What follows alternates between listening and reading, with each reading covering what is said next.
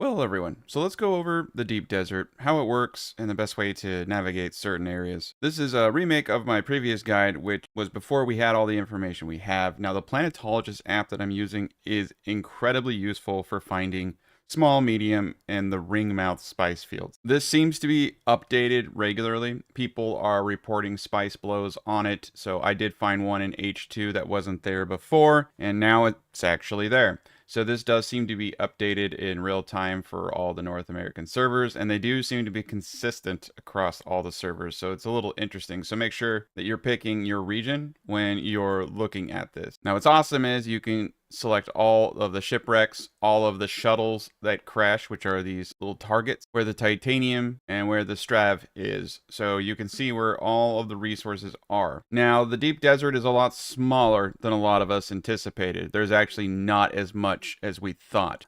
Let's first talk about research labs. So currently you can see there are only 5 research labs in the PvP zone of the deep desert and 6 in the PvE zone. Now, another good source is Open World's interactive map and search features for unique items, because you can come into the deep desert and you can see, hey, which ones are open. So you can look at what drops in those PvE zones and what drops in those PvP zones. Right now, it seems to only have a very small part of it. So the database is still being updated for this area. But this is still pretty cool because you can at least see what is able to drop. In the PvE zones, you're only going to get duraluminum blueprints, and as you progress upward, you're going to get the plastinium and the spice grade blueprints. So you're going to have to venture into these zones. Now, these dungeons are significantly harder than the dungeons in the PvE zone, and you should bring at least 2 people, ideally 3. 1, to run through the dungeon faster, because the longer you're there, the more likely you are to encounter other groups. And 2, because you need to be able to push out anybody who comes in there. And typically, if you have 3 people, my experience has been people don't mess with you. Keep in mind, though, that these PvP dungeons, there's only one set of loot. And the PvE dungeons, every single player has their own individual loot. So you can run these with your friends and all get the duraluminum blueprints and drops, and they're really great. Now, A2 and A3 have the Compact Compactor Mark V, which is one of the most beautiful instruments for getting spice because of its reduced worm threat. These ones you want to run quite often. But we have the 2 shipwrecks right now currently in cell A1. Unfortunately, these shipwrecks are PvP, so you only get 1 set of loot, but it drops a lot of still suit, Storm Rider boost module there, a lot of Mendic's boots. So if you're looking for duraluminum heavies armor, this is where you want to go to get them, are these crash ships in A1, or the crash ship in A2 also has it. Advanced Suspensor Jacket chest piece, that's a unique one right there. And in A2, see, here's the Compact Compactor. I don't really care for the Reaper Mark V. The double sealed still tent is pretty cool. I like to AFK my still tent sometimes. There is a lasgun drop. So if you're wondering how do I get a lasgun, that is a drop in the Deep Desert PvE A2. Station gauntlets, advanced Reaper gloves, assault boost module Mark V booster. And that's pretty cool. So you can kind of get geared for the Deep Desert here. And in cell A3, same thing, Compact Compactor, all the same things, except for it looks like you have the Advanced Reaper gloves here. And in the crash sites, you have the Impure Extractor Mark V. This adds poison. It gets blood out of bodies and also adds poison. A Heavy Disruptor, a Flamethrower, and a Focus Buggy Cutter Mark V blueprint. And that could be pretty advantageous for a lot of people. And then over in this wreck, again, just the whole set of Mindy armor. So heavy armor sets. All right. So the testing station in A4 and A5 also drop really interesting things. More of the same armor in the shipwreck. And testing station 148 drops Cope. So that's an amazing pistol. Does stranger damage and I think triple on headshots. Stupid good. A Vulcan Wayfinder helm, which increases scanning range. It's a pretty interesting one. So A4 is cool. Now A5 is where I think a lot of people are going to want to come. The Poison Rapier right here. Rapiers are stupid awesome. This thing does 100 damage per hit if you're not, and then poison damage through it. So think Poison Mist, but the like Mark V version of it. And then here you can get Sims Cutter, Cutter Ray, and then you can get a Bleed Scatter Gun, which is pretty darn cool called the Syndicate Impaler. So A5's got two really, really good guns in it if you're not looking to go in the PvP zone, but you will have to go. This is a shipwreck, so you will have to fight in that area if people come for you, but they typically don't. And then the testing station over here, you got a Vulcan, you got Cope, you got all this beautiful stuff and still suits. A6 currently has nothing in it. A7 currently is dropping in the shipwreck this flamethrower and a Focus Buggy Cutter Mark V. A8 is dropping at this testing station a Focus Reaper, a long range scanner, Jolt. This sword does like 100 damage, really good. A Burst Mala, this is a pistol, a Scrubber, an explosive rifle, Emperor's Wing Mark V, a Heat Jacket Station Garb, that looks pretty cool, and the Wing Modules 5, and that's pretty sweet right there too. A9, all of the same stuff that we've gone over. In the Rex, good helmet, good Spencer jacket, and then an Adept Disruptor Snub Nose. And this thing actually looks pretty dope. So this is a unique Mark V duraluminum. It does 169 a shot, clip size 4. And this disrupts shields, dealing bonus damage to shielded target. So this is pretty cool. So if you're looking for an anti-shield shotgun, that's not a bad way to go about it. This is pretty sweet. So some really cool things outside in this area. Now, I think a lot of people are going to probably be wondering, well, what about spice? So you can click these one at a time. So these are the ring mouth spice field. And this is where, you know, you're going to take your spice harvester and get a bunch of spice before the grandfather worm comes. And they spread these out pretty evenly, as you can see. Equal distances, equal lanes. So it's a little difficult for people to try to control all of them. Now, the medium spice fields, in my opinion, are where it reigns supreme. Now, I will say, I have found medium spice fields up here. I don't know the full accuracy of all of this. Right now, it's saying that they're solely in G. I've found them in E. And so I think it's trying to update and keep up to date all the time. Personally, I just go off and I look for the spice blooms between E and H in this area. And I kind of just roam until I see the spice blooms. You can see that it says these are the small ones. This isn't entirely accurate in the fact that it's not keeping up to date with everything. So it's a really good way to gauge probably where things are, but it's not always the case. You can sometimes find these medium blooms everywhere. I will say that the ring mouth spice fields are set. These are absolutely set, but medium spice fields can realistically be found in places that this map is not mentioning. So that took a bit for me to figure out. But anyway, currently the cap is 300 individuals coming into DD, and that's because these are separated into 9 servers. Each server can hold up to 100 people. The problem is if there are 100 people in the 3 lower servers, no one from the top can exit. So they have limited it to 300 people in the DD, down from 900. Now, funny enough, though, I thought this would be an issue, but there aren't a crazy amount of people in the deep desert at all times anymore.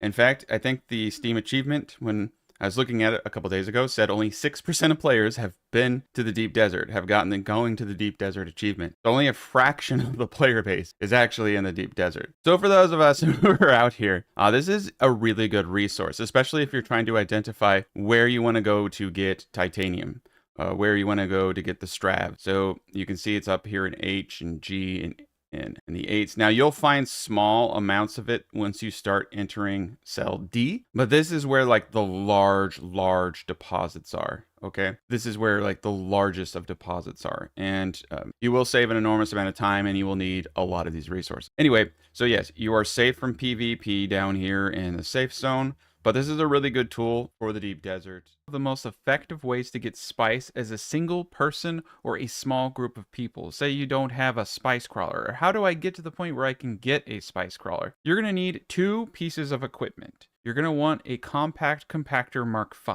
Now, the compact compactor Mark V can be found in the PvE dungeons within the deep deserts in cell A2 and A3. Now, you can use the lower tier compactors.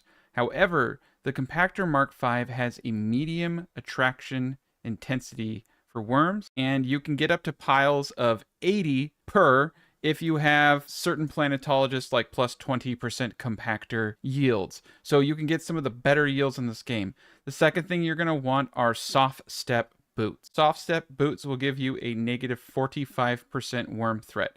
Now, whether this is the iron tier or a higher tier doesn't matter. They're all the same thing, negative 45% worm threat. Now, the reason for this is that we're not going to be using thumpers or anything like that. You essentially just lift off into the air when the worms come. And I will show you my gameplay of how I harvested a total medium field. The soft step boots are actually really easy to get. You will get them in Western Vermilius Gap in testing station 197. Now you can do this without both the soft step boots and the compactor, but it is going to dramatically increase the time it takes you to get spice. Doing it this way, you can pick up an enormous amount of spice before the worm even comes up. And the sooner you pick up spice and the sooner you are out of these spice fields, the better. This is a PvP zone. So the faster you are, the more likely you are to succeed. We're going to head into the deep desert and we're going to go through cells E1 through E8 and G1 through G6 currently. Every week it is going to change, and there are planetologist maps out there that kind of show you generally where to go. However, I have found medium spice blooms in places where they said there were no medium spice blooms. So realistically, between E and G, you're just going to roam until you find a medium spice field. You're going to land, compact, gather, throw it in the storage of your ornithopter, your storage, and keep filling up, rinse, and repeat. I will show you the gameplay now of me doing this. All right, so we're landing in the field. Don't land out of it. It's a little hard to see. It's pretty misty when you land, so to speak. Sandy, I should say. The game is a little buggy still. Got kind of caught in my ship, so had to exit out. All right, so you can see the worm indicators already going off. Now, another cool thing about the Mark V is it uses actually less energy to compact. So not only does it have a smaller worm threat, but it actually also allows you to shoot more. So right now I'm getting as much as possible. Now, when I recorded this, I didn't know as much as I know now. You don't exactly want to do a bunch of shots like this. What I've been doing is shooting 4 times, picking it up, putting it away, shooting 4 times, picking it up, putting it away. And that seems to work too. We tried a couple of methodologies, like what would happen if we just shot a bunch of times, right? Like what if we just did the whole thing? What happened is some of the sand piles started disappearing. So you can take it or leave it. If you have more people, this effectively works. You have 2 people shooting and 2 people picking up. That seems to be the best way to do it. So we've been taking assault ornithopters, which have 1,000 storage and can carry something like 6,667 spice in their inventory, which is quite a bit. So you can see the worm indicator had just gone off a second ago. So when the worm goes off, you peel up. You look at the flashing icon. There are 2 ways you can do this. You can wait for the flashing icon to go away, or you can wait for the worm to actually go into the ground and go off in a different direction, and he won't get you. I wouldn't do this until you're comfortable with worm mechanics, but you can actually kind of cheese this a bit. If you want to be safe and it's your first time, just wait for the flashing red icon to go away, and once it does, land. So we're waiting right now. Now that it's gone, we're going to land, and we're going to pick up the spice sand. So these medium blooms in DD are one of the best ways to get spice. Unfortunately, the small fields, they only yield about 500, right? So you can see I'm getting about 80. And this is dependent upon where I shoot. If I shoot too close together, it's going to have a problem. So it takes a bit to get those groupings really dialed in, that you can see like I'm shooting in the exact spot needed. You start to kind of get a feel for it. So me and my friend are out here just getting as much as possible. And 2 people can bring home a lot of spice sand. Now, what you want to do for the first thing is get a medium spice refinery, because it uses less spice per melange, and it also crafts 10 instead of 1 spice at a time. I would strongly recommend one of the first things you do is build a medium spice refinery. You will thank yourself in the long run, because you will have so much more spice produced, especially if you're a small guild or a solo player. It's going to pay off dividends in the long run, because you know it's hard to get spice on the weekend. Now you can see, using our compactor Mark V's and our soft step boots, we're getting away with an enormous amount of worm aggravation here. And this is why I said it's critical to have these things. Look how fast we're moving. Look how much spice we're getting. And okay, the worm is now up. So this methodology works really well. I will say I felt like and I'll need to do more empirical testing on the worm mechanics. We're still learning the way of the worm, so to speak. I did feel that when I shot 4 times and I picked up 4 times, that the worm didn't come as fast. And that's simply because we're giving it less aggravation with the compactor. And because of the soft step boots, even less aggravation. So play around with it. There may actually be some really good ways to do this.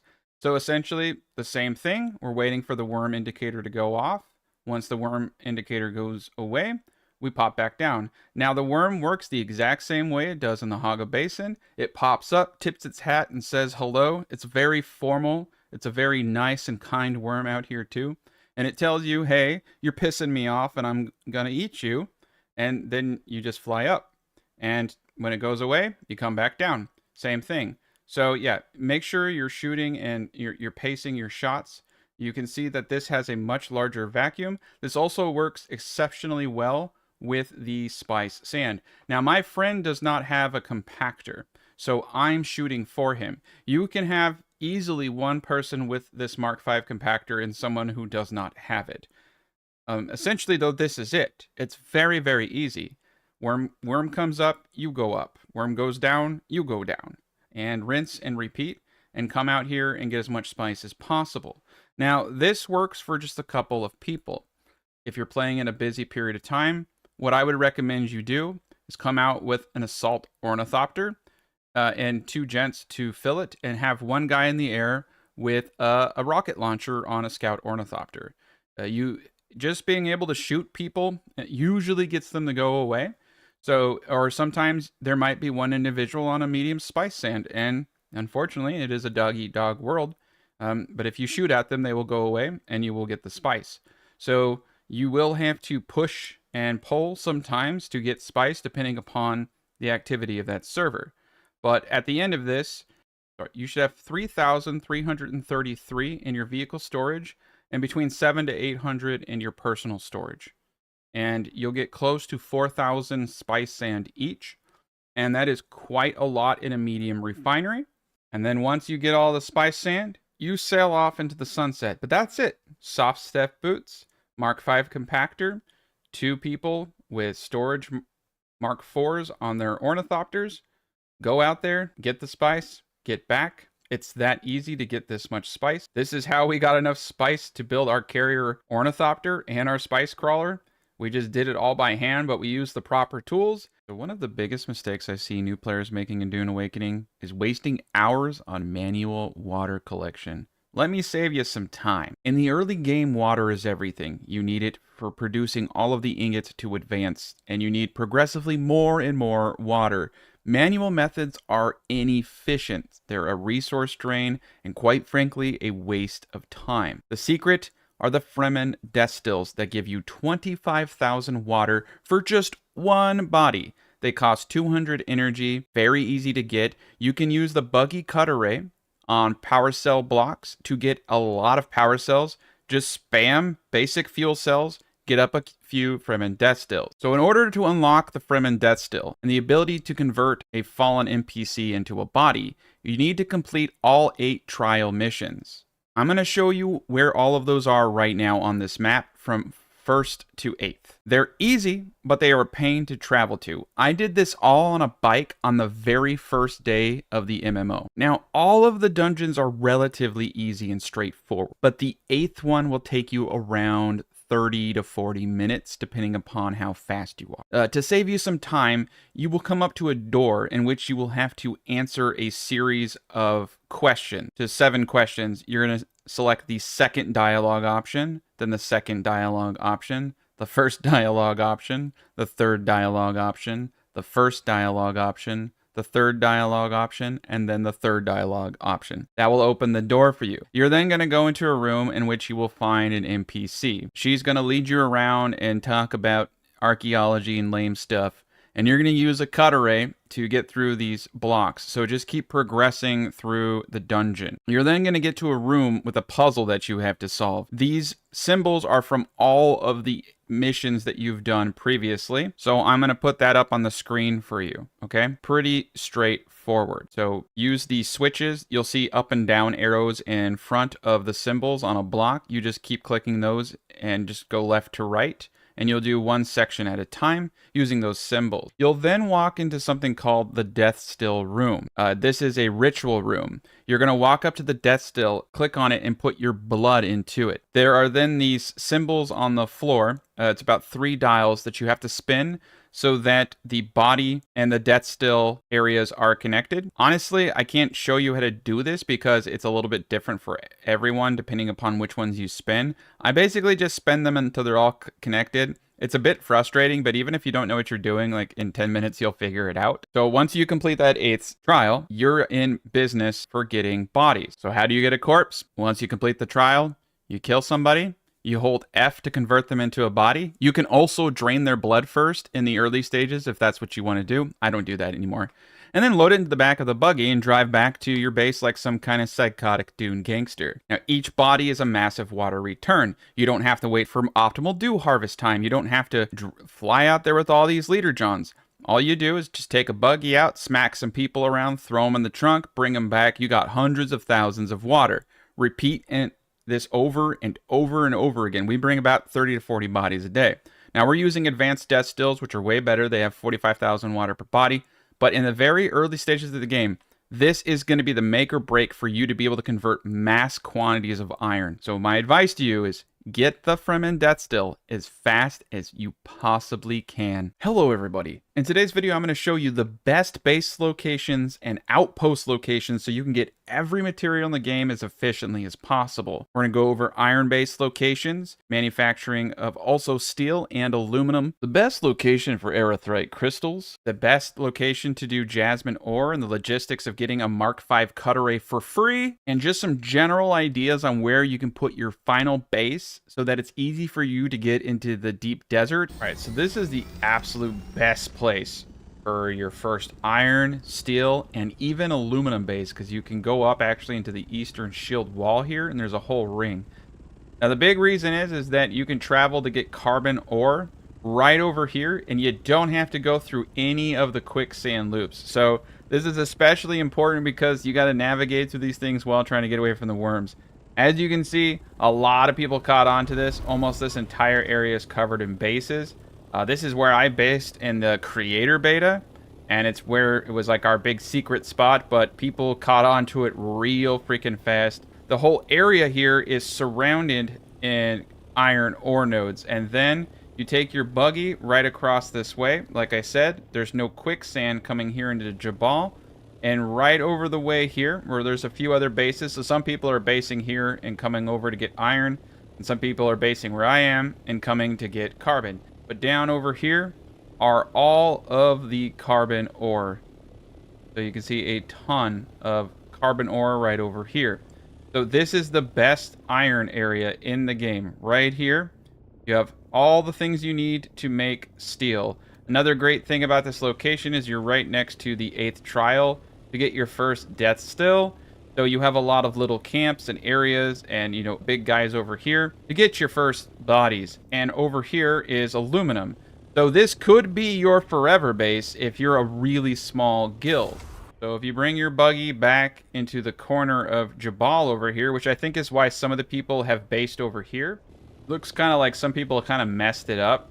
But yeah, if you hug this area, there you go. Aluminum right there. And a bit of aluminum throughout this area. So if you want to actually have a good base location, this isn't a bad spot right here. And to be honest, really anywhere in the eastern and western shield wall is going to be the perfect location for your aluminum base. Same setup. Get yourself a buggy cut array. We're based up in the western shield wall over here because when you come back from DD, there's a tile that comes in down here. My advice is go out to the world map if you can. Get yourself a bird. Find out where the entry point is, and that's where I would build my aluminum base. Make sure there's lots of aluminum nodes. So you can see all these bases around here, around the eastern entry point. This is pretty telling about how good of a location this is. So they've chosen this location because it has a lot of aluminum ore down there. So a good place is a place that you can exit and enter easily. So my base, I come in from this point right here, and I pop out literally 40 feet away from my base. So that's like, say you wanted to make your base, come in from the top point, see where you bump out. And you can see we came out right here in the eastern shield wall, and the exit is right there. So this is kind of cool. You just come in through the top, and you can already see there's aluminum right there. There's an aluminum right there. So if I were going to build a base here, I would probably build it in this canyon area here because it's really cool. All right, so let's talk about how to get jasmine crystals, which you need to combine with aluminum to create duraluminum, which is the base tier of the game. Now, you're going to need to go to Shoal, which is full of radiation. I actually got a Mark V suit from the Edge of Acheron. Now, this is also where you get a Mark V cut array, and it's right before the radiation zone, the Edge of Acheron. Come here, run it a few times, get what you need, and go down with your new Mark V cut array and your radiation suit and set up your camp. What you're going to want to do is set up a buggy in the center of the irradiated zone. Now, you can also just set up a base and go with the handheld cut array, but I'm telling you, having a base in a spot where you can hit nodes, especially a Mark V, you're going to be yielding insane amounts of jas crystals. Now, these are used in conjunction with aluminum to make duraluminum ingots, which is the floor. That's how you make missiles. It's how you make some of the better armors in the game outside of spice. So these are the nodes that you have to harvest. Now, place your base in an area that has nodes and nodes around it to drive through. We have ours over here. This is probably going to be one of the more crowded areas next to Erythrite crystals. And you can see on the bottom left, my radiation gauge is increasing. Now, when that maxes out, I'm going to start getting irradiated to the point where I could die from it. So you need to get in, get out, and that's why the buggy cut array is great. There are caves you can go in and mine manually. That used to be the way we did it. We'd come out with an ornithopter and just do it that way, but we did find having a setup like this super valuable. So we have our area right here, and we just get in our buggy with the cut array Mark V that I got for free. Then you just drive on out and you go up to the nodes and you mine them. And the yields with the cut array Mark V and level 2 in the planetologist are pretty good. I'll show you right now. So 279 jasmium crystals. Now this is awesome. I can essentially just come in, pull the buggy out, mine all of this, load it in my ornithopter, and fly off. I have a full load. Another added benefit is you're not in the radiated pool itself. If you do this by hand, your radiation will climb a little bit faster. So that's another advantage of the buggy, is it gets you out of the muck and the radiation. Now remember that these do change every week with the Coriolis storms, so where the node placements are. But every single week, I've either had 6 or 7 in this giant pool right here. So this is pretty darn sweet. And I'll show you this location one more time. It's southeast of the wreck of Delphus. Now there are tons of other smaller pools around me, so if I want to go get more, I can easily drive to those locations. But what's great about this setup is I can just come over here, mine a bit, and pretty much one and done, right? I would recommend you have a pentashield because when these doors close, it's rather annoying, but this is all great. And then we just move all the crystals we mined into storage. You can see I got about 1,673. That's a really good haul of crystals. And you can just park, you can just leave your vehicle parked on the roof when you get here. You don't have to put it away like I did.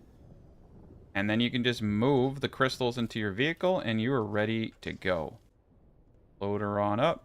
You can see that this is easily one load. I still have 423 crystals left over on my scout. You can bring your assault ornithopter, which has a 1,000 cargo storage. But this is probably one of the easiest ways to mass produce duraluminum ingots in the game. Is just casually do a bunch of runs. And you can see a giant storm is coming. The next thing you're going to need are Erythrite crystals, and you're going to need a lot of these for the late stage of the game. And that is going to be over here in Haga Rift. We have our base right outside here, and you can see there are the things called the Chem mineral extraction facility. This is where you get those crystals. So there's one over here, and there's one over here, but the best place in the game are down here. So you can see there are 2 in a row that you can just drive through. Well, let me show you what I've done. And again, the grounding principle here is you want to get the best cut arrays you possibly can. Getting Mark 5 cut arrays is incredibly easy if you continue to mine that place and shoal. That place and shoal also has a chance to drop the Duraluminum Adept drill shot, which is one of the best drill shots in the game, and Mark 5 radiation suits. This base right here, and it's just a little bit down below, so you can build at the entry point or around the entry point, just outside one of the only entrances to this zone right here. So this is the entrance to the zone, and I have built a base here and hoarded this area for myself. Keep in mind though, half of my guild is on this server, so we pretty much own this entire official Haga Basin. I'm not on a private server, I'm on an official server, but when you have this many people on a server like I do, pretty much own it. So have yourself a nice little point right here. I mean, we did not put a lot of thought into these bases. You know, they're not very pretty. They just get the job done. And then this is the route I take. And so you essentially just drive down through these areas, and you go right over here to the first Chem facility. So you can see that the bright red crystals, those are what you need to make silicone. So you can kill people, you can drive by people. Drive up to the crystal, mine it, and you can see with the Mark 5 we get a whole lot of crystal. Look at that. With the Mark 5, 190 crystals. And that is going to make an insane amount of cobalt paste. So we can go get that one too. I'm just going to try to show you the ropes. But essentially, you just drive down. We get this area. A whole lot of crystal nodes right there. Look at that. See that? The Mark 5, 190 very easy to mine crystals. You get an insane amount with this cut array. Make a insane amount of cobalt paste. And if we continue to go down, we will come out on the other side. Every single one of these you can mine. And what's cool is, by the time you mine all of these and go to the second area, while you're coming back, the first area that we're going through right now usually respawn with more nodes. So you actually get 3 areas of nodes, and you're on your way back and in base. It's really, really efficient area to mine these things. You can see that they are absolutely everywhere here. And then, so we just went through the first facility. And then we just drive down to the other one, which you can see is right over there. So you just drive across these land bridges. We're going to go all the way to the end of the facility over here when I do my runs. And then you just drive all the way back. Stupid easy. You can get thousands and thousands of paste doing this. So if you need a lot of cobalt paste, this is the area to do it. Like I said, the other zone down here is pretty much the same setup. You have 2 facilities right across from one another. This was a game changer for my group, just being able to run in and out with the buggy.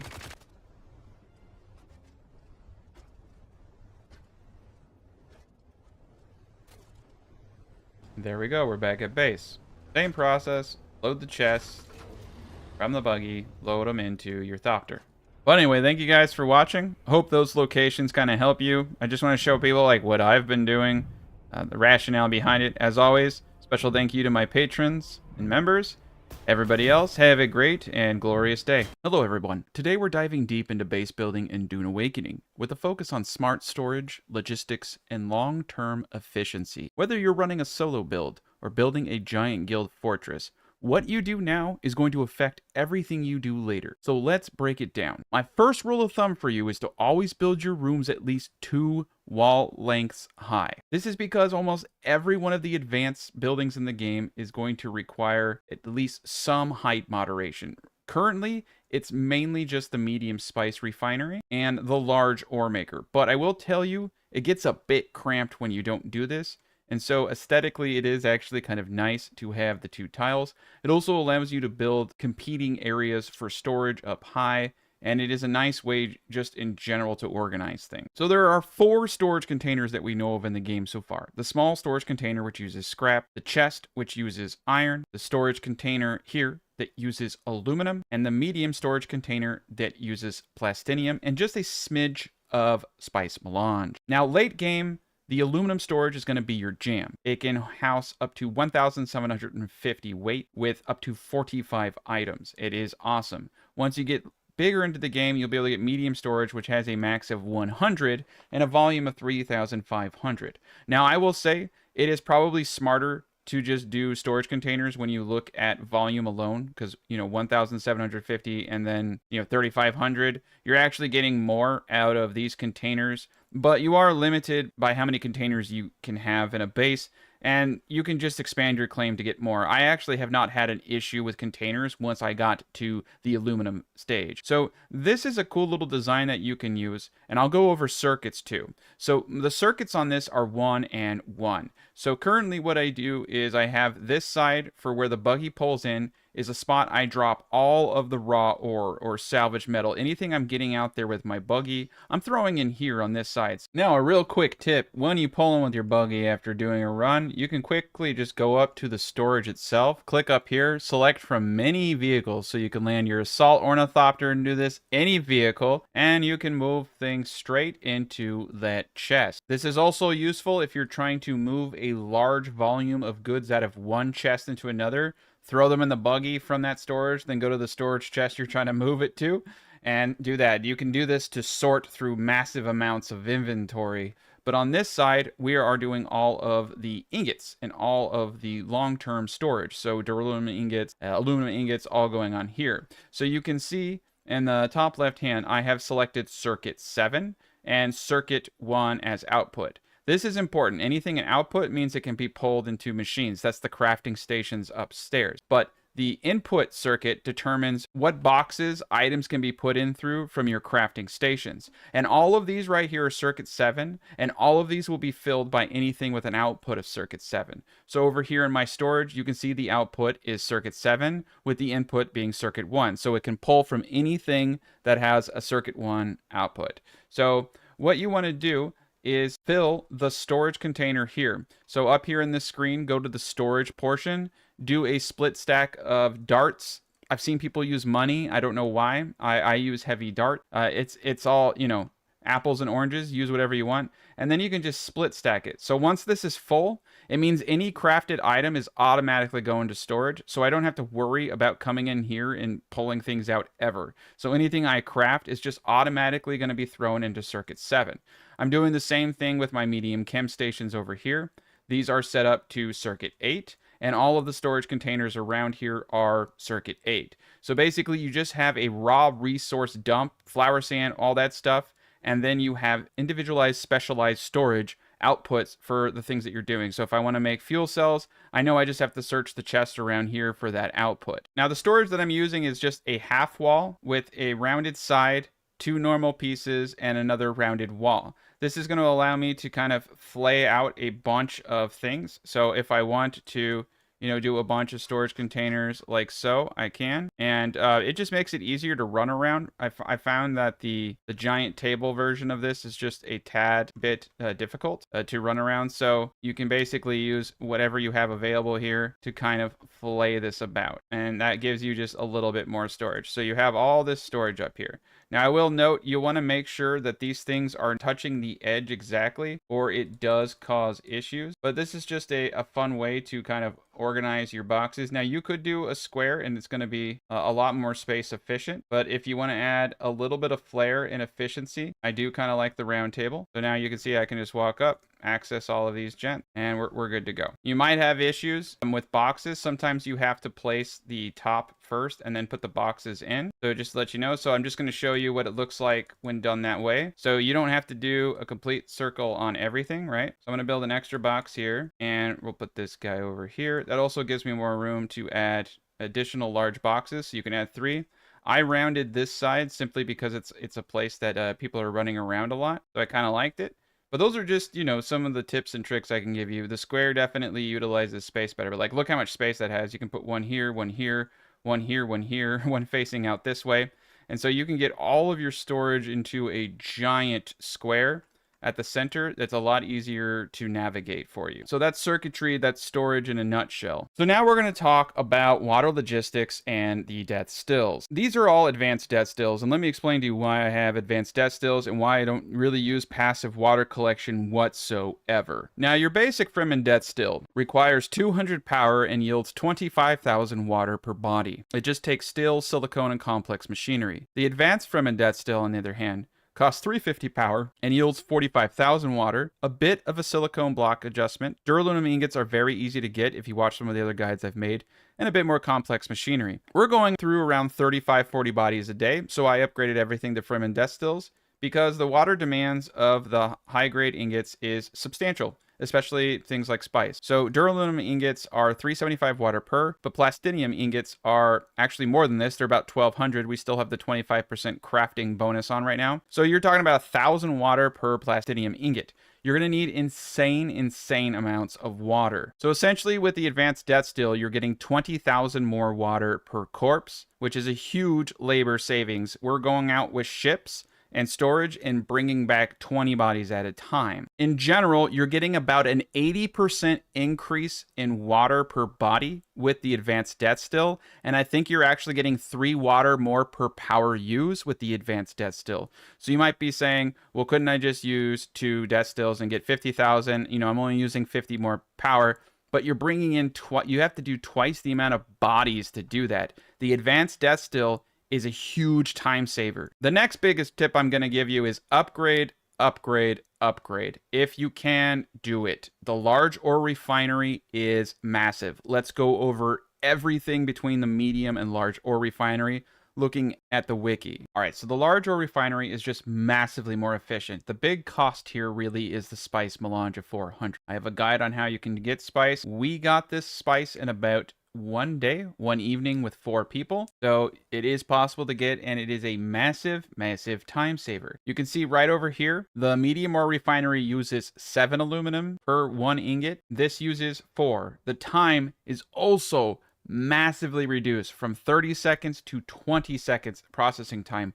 Water does not go down whatsoever. It uses 1 less copper ingot. It uses 1 less jasmine crystal per duraluminum ingot. It uses 1 less iron ore per iron ingot. And it uses 2 less titanium per plastinium ingot. And that is a big deal because titanium is very heavy and you can bring back very limited quantities from the deep desert. This will reduce your trips to the deep desert by 1/3 for titanium to produce the same amount of ingot. The plastone cost goes down to 175, not really a big deal. Steel goes down from 3 carbon to 2 carbon. The time saving is the big kicker. Duraluminum goes from 5 seconds to 4 seconds. I mean, you can see all the times iron ingots are faster. Plastinium is 10 seconds faster. Plastone is 5 seconds. Steel is 3 seconds. So it reduces the cost and the time, and it has been a lifesaver. We're producing more aluminum now than ever. I mean, the aluminum reduction is pretty substantial from 7 to 4. So a lot of things to be excited about here. All of the advantages you get with a medium chemical refinery versus the small. Everything decreases substantially, almost by 33 to 50%. Cobalt paste costs 33% less, from 3 to 2 crystals. Industrial grade lubricants go down by 2 fuel cells, and you can craft them in 30 seconds. All the times go down, everything. Low-grade lubricants go down by 1 fuel cell. Medium-sized fuel cells are now 40 instead of 45. The big one is silicone blocks. Silicone is used in almost freaking everything late game, and you need so much of it. So going from 5 to 3 flour sand per silicone block, and the decrease in crafting time is massive. You also need it for stravdium and all those things. Getting a medium chemical refinery is one of the best things you can do for yourself as soon as possible, simply for the mass production of silicone itself. And now let's talk about the Walmart base concept.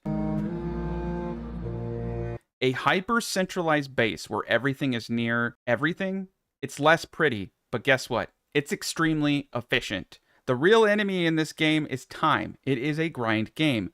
Running 100 meters to find a tool 10 times a day, or a resource 10 times a day, that adds up over the weeks. You have 15 people doing that. You're talking about hours of lost productivity in your guild. I'm going back to the old school, form follows function, which means that the design of something, its form, should primarily be based on the purpose or intended use of that function. This will lead to the most efficient base designs possible. Now, some really easy ways to make your square base look nice is just symmetry and looking at the designs and putting bunches of triangles and shapes. Just play with the shapes. You know, I took 2 ramps, put it together, boom, I got myself a triangle.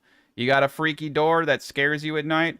Put that on the side of your building and put some freaking antlers on it or horns or whatever the heck that is. The key concept is you can take a square base and you can morph it into something that looks slightly okay to look at. One key thing I will say is there's an enormous amount of pieces in the game, right? And it's really easy to understand what's going on if you just look at them. So half ramp corner goes with the half ramp. Ramp inwards corner and ramp corner, those go with the ramp. So if you're trying to use a half ramp corner on a ramp, it's gonna look like crap. So that's it. Just look at the names. If it says half or if it doesn't say half, those are the sets you build it with. It's actually really, really easy. The same thing with your roofing pieces and your round inward rooftops. So play around with the pieces, put things in interesting zones. Like you can accent things in a pretty sweet way. So if you have a boring bottom like this and you want to make it a little more interesting, I would probably say use the half ramp, right? And then you can half ramp it like this just to give it a little bit more flair, right?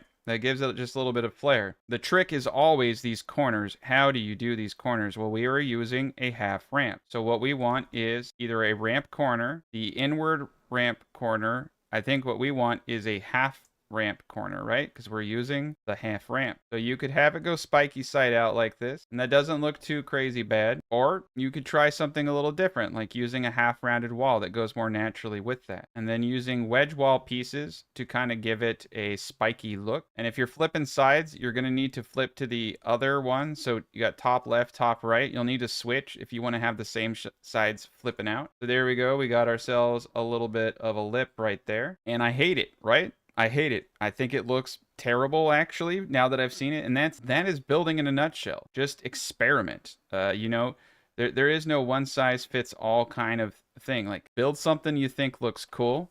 Look at it. If you hate it, go back and do it again. The tall ramp corner and tall ramp are 2 of my favorites to use. You can make some really awesome things. You can also use half walls like that over there and the circle walls to make pillars. You can use your imagination to do quite a bit in this game. You can even just use half walls. The half walls actually look pretty darn cool. I already have a full episode on how square bases are pretty much optimal, but that is one way that you can make a walkway look kind of decent and not look like, you know, it's just a 2x4 sticking out 30 feet. And there we go. Now that looks kind of cool. So let's talk about landing pads, shields, and energy planning. Now keep in mind, every tile of a pentashield requires 3 energy, right? So if you make a 9x9 pentashield, which I've seen, that is an insane amount of energy. That is 81 tiles at 3 energy, 243 energy. So when you're doing those things, just make sure that's honestly what you want. Keep in mind, 3 energy per. So be modest, be smart, be tactical about it. So on the top, we have a nice one. Over here, I made a small one. So instead of having entire walls of pentashields, I just have nice 3x3 entry points. Over here, I had to spend a bit more. It's easier to land this ship going this way from a cost-effective standpoint, rather than having a giant pentashield that costs 300 energy. So those are some of my advices to you is take into consideration the cost of the pentashields. They are substantial. You can see we have a lot of assault ornies that we're getting in here, so we definitely needed the large storage area. I have an area over here. My next piece of advice is to make sure that you have one staircase that leads pretty much everywhere and does not make your base a freaking house of mirrors, okay? I can run from one point to the next just on one staircase, just like that. I can go right from the hangar bay up there and the hangar bay right here, right into the downstairs industry area and right into the crafting area right here. I would highly advise you have all of your crafting in one area to make it easier to see. We have a drop box right here for all parts, but everything else is organized by type. All of the advanced garment factory stuff is here. We have a recycler in the corner. All of the advanced survival fabricator is here. Everything you see in storage is going to be related to Survival Fabricator part. Right now, we're waiting on them to finally implement the color-coded system for boxes. I would love signs, repair station here, and over here is the Weapon Fabricator Advanced and Normal. And all of these containers are categorized by weapon loadouts. So weapons, armor, shields, suspensor belts, and I think healing right here. So everything you need for questing, all right here next to where we make our weapons. In the corner here, we have ammunition, blood, and leader johns. And we have a nice little dedicated water area right here where we have more leader johns, dew reapers, all that jazz. So those are like my building tips and tricks to make your base more effective. Like I said, the less time you spend running around is the more time you're being productive. That's just honestly the way it is. Get the advanced cut arrays as fast as possible. We have a cut array Mark 6 and I'm getting like 250 aluminum per snap. I have Mark 5 cut arrays on everything. You can get Mark 5 cut arrays right here in Edge of Akron, and you don't have to go into the radiation zone. If you just run this enough times, you're going to get the Adept Drill Shot Blueprint, which is a duraluminum drill shot you see me use in my videos, one of the most powerful weapons in the game. You're also going to get a bunch of Mark 5 cut arrays and Mark 5 radiation suits to help you come into here to get more duraluminum. So get yourself a cut array Mark 5 as fast as possible. You don't even have to craft it. You can literally just farm it. I wish I knew that when I first started playing. Would have saved me a week. So those are all the great things you can do in this game. Make sure that you're upgrading as fast as possible. The medium spice refinery, as you can see, makes significantly more spice per spice melange per spice sand. So just continually update all of your stuff quickly as you possibly can, and it reduces that grind. But keep in mind that you do want to kind of scale so that your base can handle all of the storage that you need. And it is fun to kind of organize things based upon their operations. This is my vehicle fabrication room, so we keep all the ornithopter parts in here. So you can kind of have that square base efficiency without clustering every box into one place by just separating them by what the activity for that area is. As always, a big thank you to my members and Patreons and all the people who help support this channel. Everybody else, have a great rest of your day.